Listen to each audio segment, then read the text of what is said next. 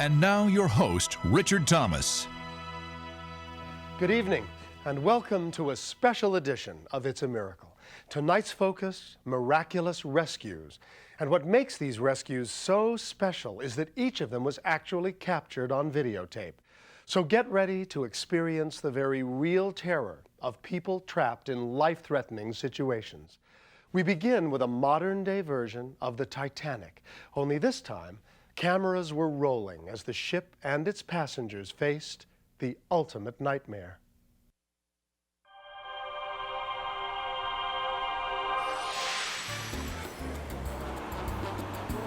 The Oceanus was a Greek cruise ship sailing along the coast of South Africa for 7 fun-filled days of partying and gambling. Until one fateful night. The wind was gusting up to about 70, 75 knots. The waves were 28 feet high. It was rough. It was very rough.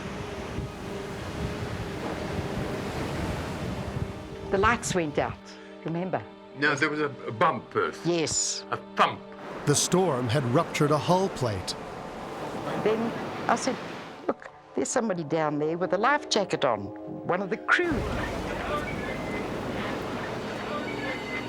I saw some of the crew running down their cabins, and they're running in there, getting life jackets, getting little bags of sort of personal possessions, and they're all running up towards the deck area, and I thought, there's definitely something going on here. I'm right down below now. There's water everywhere. I went down on my own and I discovered water, and it was just rushing down the passageway, and I knew then obviously we were sinking, and I had a little video camera on me, so I started filming where I was. It looks like it's flowing in reasonably fast, but it's sloshing about from side to side. And then I heard voices behind me from the Greek crew, and he started shouting at me, no, get out, no videos, no videos. Yeah, I just see water down there. No. Yeah, there's water everywhere. I went back upstairs and found the cruise director and said to her, look, we are definitely sinking. And then I ran back up to the bridge to ask the captain and staff captain what we were supposed to do with the passengers. He said, everybody must go to the main lounge. I said, what about life jackets? He said, we will get them. We were advised they were handing out life jackets purely as a precautionary measure, nothing to panic about. Not too long after that, they started calling for mothers, the elderly, and children. They were just going to do a test run. The wind was howling, it was stormy weather. Or do they think we're idiots? Do a test run in weather like that with children, old people, and mothers?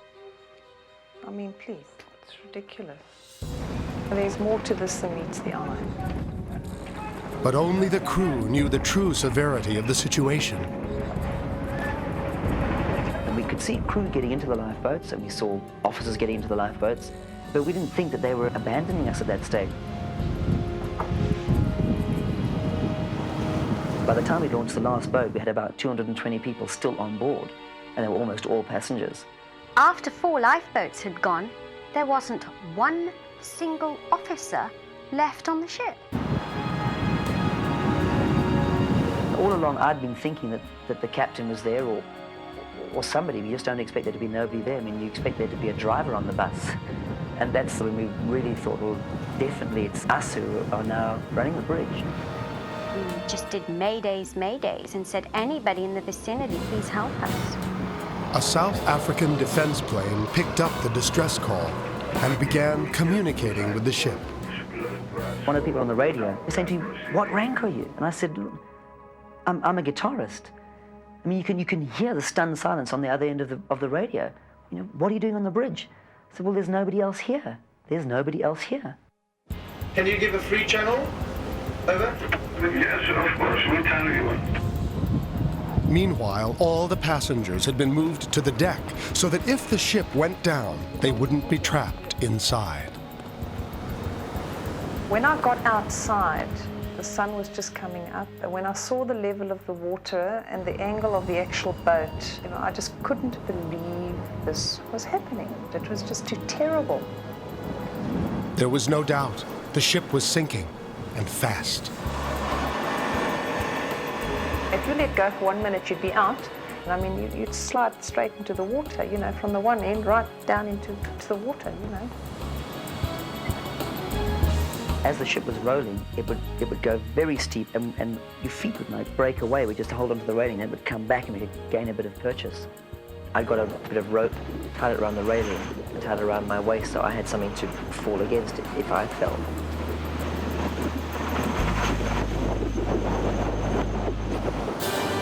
Moments later, help arrived. But it may have been too little and too late. When we arrived, I saw all these little orange ants, and these little orange ants were people with their life vests on. There were no lifeboats. Other than swim, those people had no means of getting off that ship. You wish you had a big bucket and could just scoop them all off and take them up, but you know that you're looking at a long process. It's a terrible feeling. It's actually damn lousy. And I thought, oh, big deal, here comes a helicopter. Now, how long is it going to take? All these people. To the husband again, we are saying we're going to die, we're not going to live. I mean, this is relaxed, dear, everything's fine, there's the helicopter. But there was a major problem. The strong winds and the pitching and rolling of the ship made it nearly impossible to lower the rescue diver onto the deck. I just looked at all the people while I was going down in that harness, and I just thought that I don't want to be the one who decides who goes first, because I knew that not everyone would make it. The harness would just happen to land in the middle of the queue somewhere, and I'm just the two nearest people to put that harness on them and all.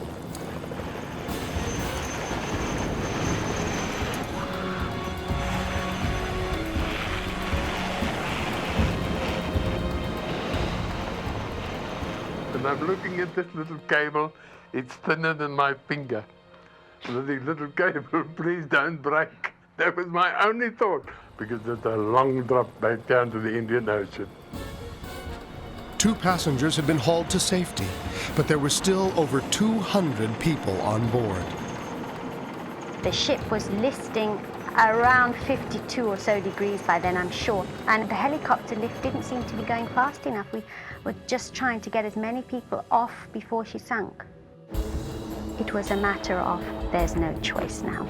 And then we went through the line several times to pick out people we thought were younger and stronger, to take them up to the forecastle deck to make them jump from there into the sea. She said, right, you and you. I want some young people. And agile, she used the word agile. And I said, I'm not agile. She said, well, now you're going to get agile. I never, ever go into the water. And now I had to jump into this. It was frightening, awful. When push came to shove, I just couldn't jump. I mean, I said, no, I'm staying on board, because the water, it was wild, and you didn't want to go into the water. But she had no other choice.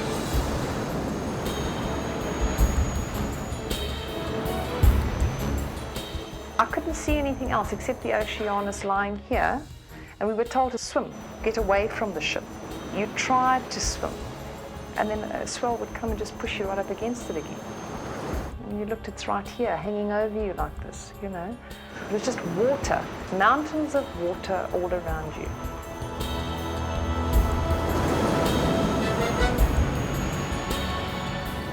The next minute I was being pulled by 2 frogmen into the rubber dinghy.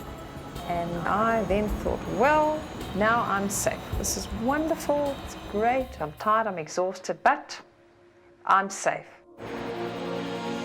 And you could just in the distance see a couple of the ships were coming closer. And I thought maybe you just pull up alongside and you just climb on board. Wonderful.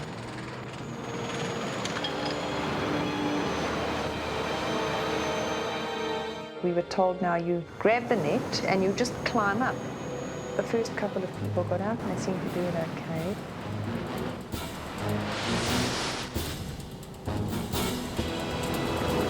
Then a couple of freak waves came, hit. That's when I thought, this is it. What a way to go. That's when I just gave up all hope.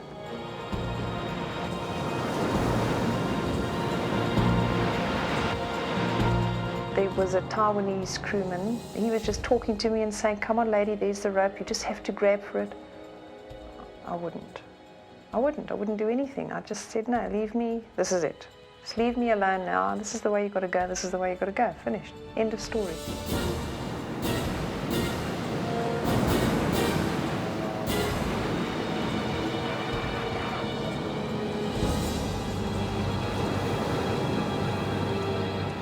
I was then pulled up, just, by the arms, but you didn't care. I didn't care anymore.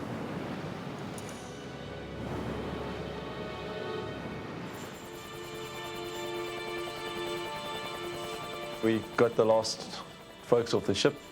I knew in my heart at that stage that that ship was now abandoned. It was the end of its journey, really. When I look back at the Oceanus, it was basically just about gone. It was like a dream, you just couldn't quite believe what you were seeing,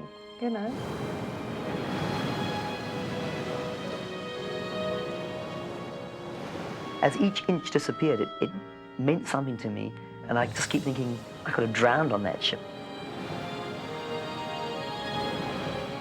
This rescue was a miracle of miracles, to think that there was not one life lost. I couldn't believe that in those conditions, we had all got off alive. I was over the moon with happiness.